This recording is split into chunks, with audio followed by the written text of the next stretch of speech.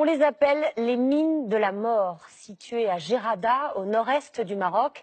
Elles ont été abandonnées en 98 parce qu'elles n'étaient plus assez rentables.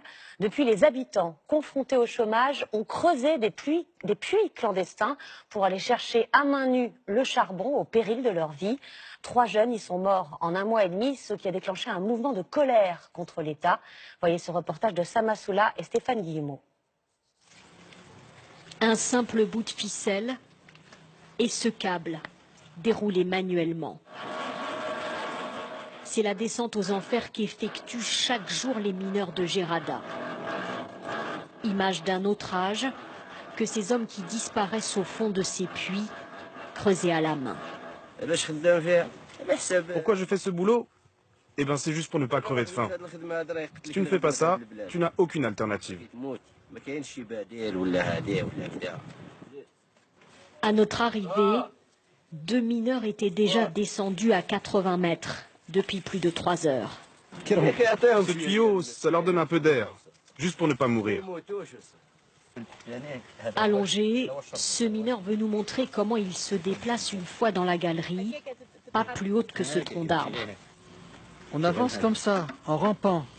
On n'a pas plus que 40 à 50 cm. Vous risquez votre vie à chaque fois que vous descendez. Quand on descend, on sait qu'on peut y rester. On sait qu'on peut mourir jusqu'au moment où on remonte.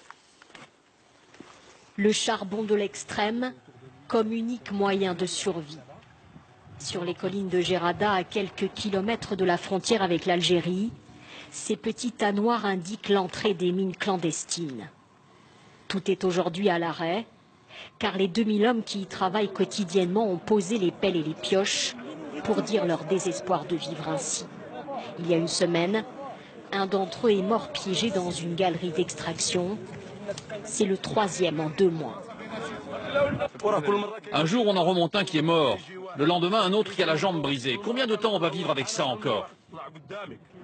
Ces gueules noires, malgré elles, dénoncent aussi l'exploitation organisée par 4 notables locaux. Ils les surnomment les barons. Ce sont ceux qui détiennent le permis d'exploiter le charbon.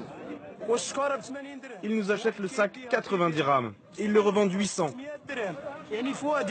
Ce n'est plus possible. Ces barons se comportent comme des seigneurs. C'est la féodalité que l'on vit ici. C'est l'Europe du 19e siècle. C'est Zola. Carton jaune à la main, depuis plus d'1 mois, les habitants de Gerada réclament des usines et des emplois.